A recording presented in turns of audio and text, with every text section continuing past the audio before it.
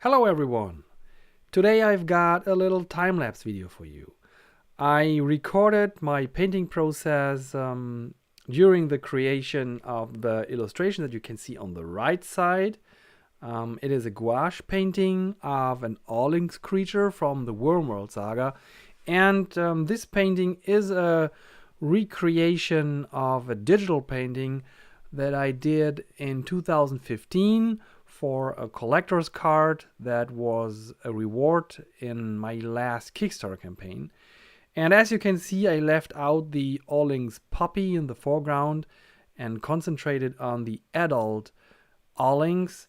And I'm pretty happy that I've recorded the painting process because it was very experimental. I used some techniques here that I did not use before, or at least not often.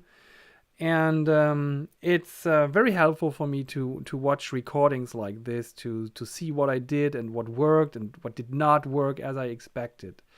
And yeah, and I hope that for you it is also helpful or at least entertaining to watch me paint. And I've also recorded a little comment track to point out a few things about what's happening on screen. Yeah, and basically, I just invite you to lean back, relax, watch other people work, and enjoy yourself.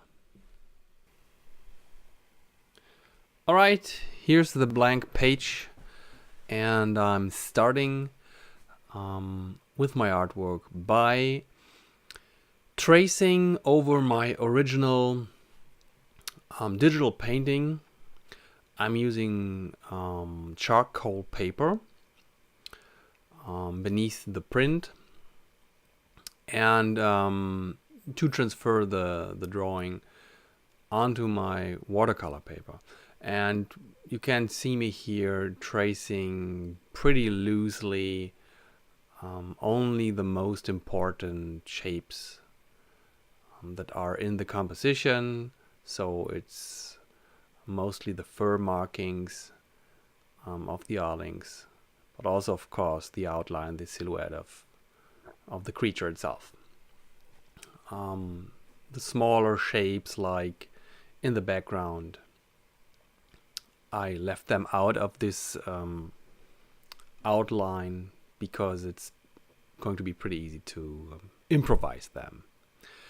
Okay, and now I'm going to start a process that I'm not very used to. First thing to mention is I've transitioned from using the Nika poster colors straight from the jar in liquid fashion to using them in a dried up fashion and in this little color box you see there on the left side. The colors are dried up there, and they can be they can be liquefied pretty easily. Not all of the colors, actually. There's one color that is not so easy to liquefy, which is called Scarlet Lake. But all the others can be used straight from these dried up little boxes. Pretty much like traditional watercolors. And now I'm starting a process in which I'm not painting the paints next to each other, how I used to do it in most of the poster color paintings that I did so far. I'm now using a process where I'm layering the colors, much like in a watercolor painting. But the big difference to watercolor painting is that with the gouache colors and Nika poster colors are pretty much normal gouache colors, you can layer them on top of each other and can cover the colors up that are below your newest color, your latest color. So you can get brighter because even by layering paint, which is not possible when you're using watercolor. When you're using traditional watercolor or normal watercolor, you can only get darker, and for the light spots in the painting, you will have to leave the white of the paper visible. You are not supposed to cover it up. But now you see me taking some white here to fill in some of the brighter shapes of the composition, the white fur. And this is not a complete clear white. It is mixed with some yellow to make it a little bit darker, and the colors below it still show through a little bit after the first layer, and I will be able to brighten it at a later point. While in this first stage of the painting process, I'm basically trying to cover all the areas of the painting with a color that comes close to the color that I want to see there in the end, but I am completely open to changing the colors by painting one layer of color after another. And this is really pretty different to the approach that I used so far with the poster color, because what I did so far was a little bit like painting by numbers. I would mix different colors and I would paint them next to each other, and only when I painted a darker shade of one color, I would actually paint over the existing shade. So I would paint a shadow in a slightly darker color than the existing color on top of the existing color, but not. I would not do something like I do here, where I block in all the colors and then adjust them by layering colors on top. Currently, you see me using a brightened black. It's not straight black. It's a dark gray, a dark bluish gray, and I wanted to create the most important shapes of the composition pretty early, and these are the dark fur markings on the awnings, and you basically see me filling in those outlines that I had traced with the dark color, and I go straight on top of the existing colors that are there. So I just painting on top of the like magenta purple color that I painted at the very beginning. And you will also see me painting over these dark fur markings at a later point. So I'm really not restricting myself here to doing the color right in with the first layer of color. I totally accept the fact that every color can be changed. And now you see me actually doing something that I would also never have had done in my earlier gouache paintings. I'm painting this blue now on top of the yellow. In my earlier paintings, I would have painted the blue and the yellow next to each other on the white of the paper. Now in this painting I just don't care which color is there, because you can paint those gouache colors on top of each other pretty easily. Now some darker shades here in the upper tree or rock formations. I'm introducing some colder colors, some more desaturated colors here for the rocks in the bottom. And now I'm basically jumping inside the painting. Whatever grabs my attention, I mix a color, or maybe I find a color on the palette. For example, here I missed the dark lips and the pupil in the eye, and I found the color on my palette. And since I'm working with dried up colors in my color box anyway, I can also just use the colors in my palettes, even if they have dried up, even if they come from an earlier session, and that was several days in the past. Now I'm brightening up the white with a pure white, I guess. And just by layering those lighter colors and superimposing them, it's pretty easy to cover up anything that is beneath. And now I'm intensifying the color that was there in the beginning, the purple magenta portions of the fur, and the basic approach is to look what's there, and then just maybe intensifying it or shifting the color a little bit. You'll see that I introduced a patch of red below the ear. Now I've mixed in some violet to make the fur darker in the lower regions, and I use that to introduce some fur structure here and there, and just to break up the shape a little bit, give it a little bit of texture. And I'm just working over the color that is there and just try to push it into the right direction. Now I'm trying to do a highlight on the left side.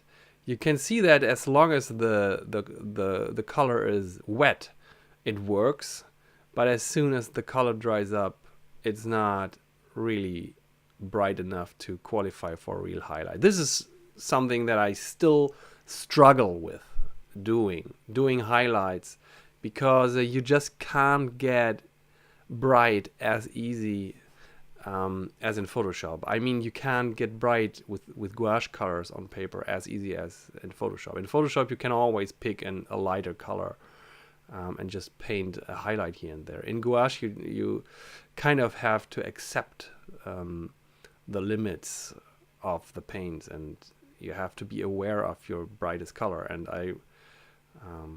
And you can kind of see the highlight on the left side here, this desaturated greenish highlight, but it's not as visible as I actually wanted it to be. And now you can see me intensifying or darkening the foliage shapes in the upper portion of the painting, and I'm leaving a little bright edge around the foliage. And what you can see now is that by darkening this foliage, the horns of the Ohrlings practically vanish. They are not very visible, and I will have to touch that up at a later point. Now I'm adding some darker shades to the rocks, and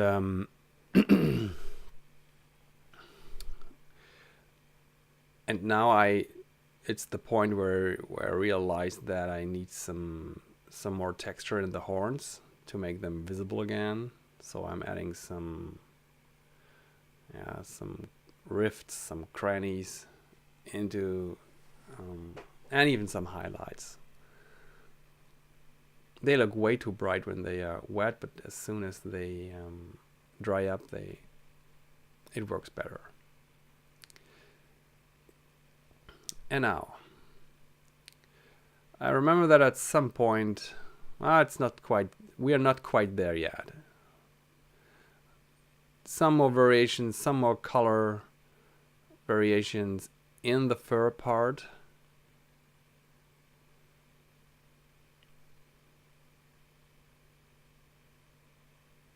I kind of learned this technique by watching the videos of Peter Chan. If you don't know him, he's doing gorgeous gouache painting, and he uses this technique of layering color over color over color over color and ending up with some beautiful artwork. And actually watching his videos, Peter Chan's videos, it brought me to the realization that I could work much more freely with gouache than I thought. There's a painting color next to each other. It's very limited. It's very tedious. And now here, by the way, I'm filling in some orange yellow into my airbrush. I'm doing something wild here. Look at that. I'm covering the lower portion of the image with a slight haze, orange haze with the airbrush. That's also very cool with gouache. It works very nicely with airbrush. Since it's water soluble color, you can clean the airbrush pretty easily. And now you see that I have really I've done a pretty visible gradient over the whole image, covering up a lot of the contrast and the fur markings and stuff. And now I'm just working over that, and I'm just looking at where I am with my colors and what I need to bring them into the direction that I actually want to see. And it's an intuitive process at this point. I'm just choosing colors and see if they work at this place, and if they don't work, I would just work over them. I think at this point I had lost the anxiety to ruin the piece. I don't know. It's in traditional color. I really have to get over the feeling that I could ruin the artwork at any point. And when you're working in a style like this, where you kind of test the waters, and then the fact that I'm not really experienced with gouache color yet, I have a lot of practicing ahead of me before I can say that I know the colors, that I know what they do. It's a lot of, in this piece here, it's a lot of experimenting, and I'm happy that the experiment turned out at least not as a complete train wreck.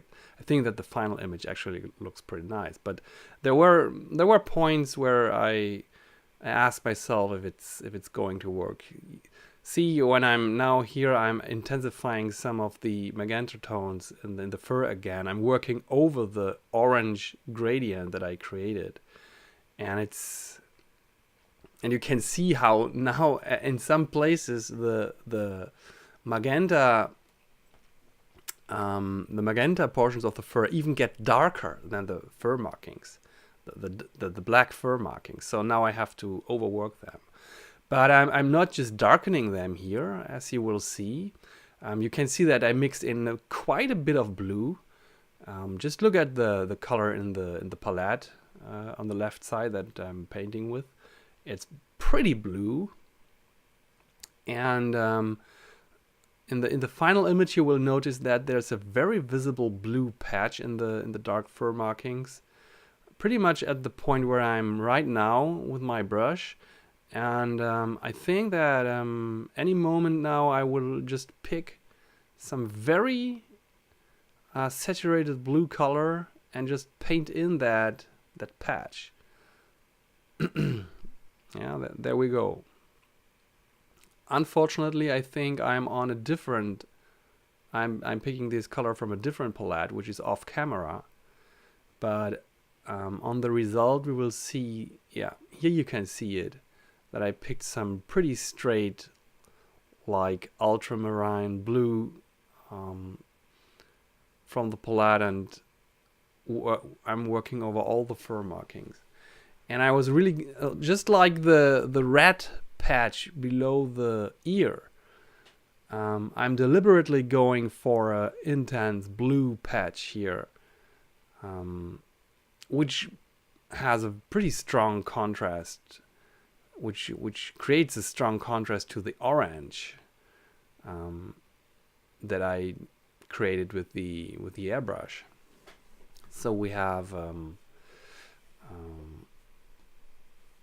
a pretty interesting color effect at this point.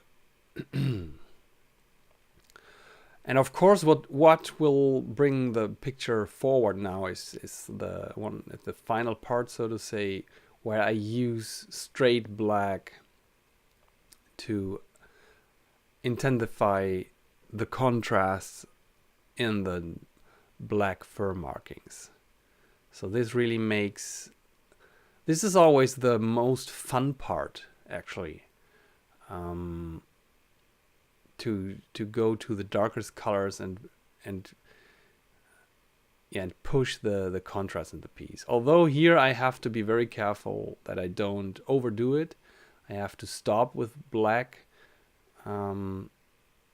somewhere in the upper part, because I don't want to ruin the blue in the lower parts of the image.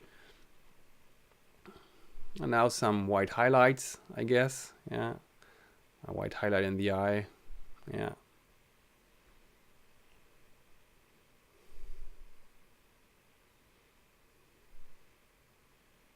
And some final touches on the fur. So as you can see here now, there is not much left of the orange gradient that I created with the airbrush.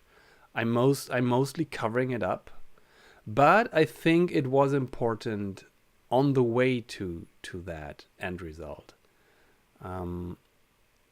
Again, in this approach, I'm not going for knowing the right color and painting it next to each other, but I'm going for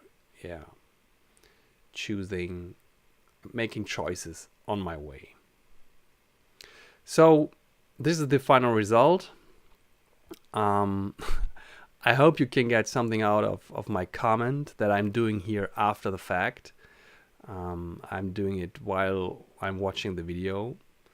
And I'm sometimes getting surprised by the steps that I see on the video. I don't remember every step.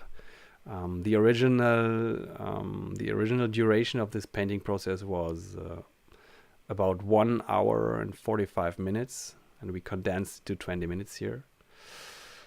Okay, so yeah, I hope you enjoyed it. I actually enjoyed it a lot to watch the painting process once again, and seeing me stumble through this painting process. And I'm planning to do a lot more gouache painting in the future, because I really want to get a grip of this interesting medium. And I will record as much as I can, and of course I love to share my videos with you, my patrons. And yeah, thanks for watching. Thanks for your support, and yeah, bye bye.